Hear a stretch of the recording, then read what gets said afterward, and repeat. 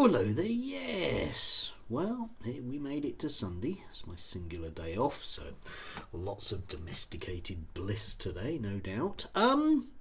Yesterday, the cenotaph was kept safe by Turning Point, so no doubt they'll be very pleased about that, having requested that Nazis and NF types stay away. They ended up with just 14 people. Quite a few photographers as well, but predominantly, as far as I can make out, 14 people. You may recognise some of them from the Honour Oak drag queen protests. So it's good to see a bunch of very active, proactive citizens out on the streets, and I am pleased to say that the cenotaph is still there. Yesterday, obviously, there were various demonstrations in London. We all knew this was going to happen. The government seems very, very, very, very determined to do their best to make such things illegal. I'll leave you to think about why exactly that is, but we had yesterday, for example, Mark Harper just deciding to ban individual demonstrations at certain train stations. I guess next week it'll be a blanket thing. But anyway, King's Cross Station, primarily I think because it serves North London, particularly with the tube links that it has, was there.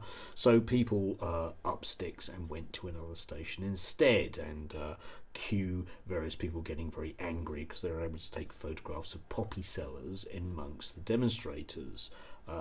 Because something demonstrators and poppy sellers. There is a concerted push to effectively just ban any form of demonstration in this country. It will be given an air of legitimacy because the usual frothing voices on the right can always find something wrong. Yesterday it was people outside McDonald's because McDonald's have basically been feeding the IDF, and people shouting outside that therefore was intimidating children, because we all know that children eat in McDonald's. You see the way the press works, link these things together.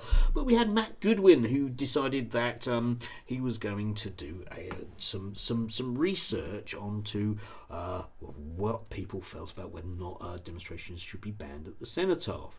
And you can see that, the majority of people, probably 48%, probably want to see it banned. And this is fine until you actually look at what the question was, which of course is one of those inevitable loaded ones. Anyway, this will be cited, I'm sure, in the news programmes today as definite evidence that the vast majority of the public, like all those 14 guys were turning up at Turning Point, are of a certain viewpoint. Because of course, if you want to do such things, you have to always assume that there's an invisible group of people out there.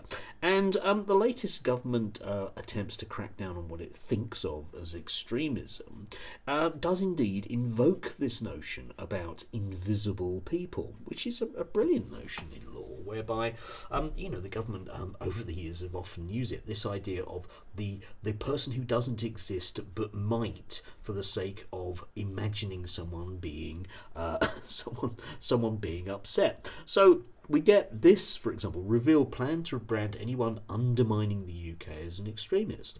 And you can imagine just how brilliant any law around that is going to be, because what exactly does undermining mean? Well, I mean, I'm obviously doing it right now, right? Yeah, so I am obviously an extremist. Somebody like Douglas Murray, who goes around stirring up racial hatred, presumably isn't, because it won't be counted as undermining the UK. Quite astounding if you think about it.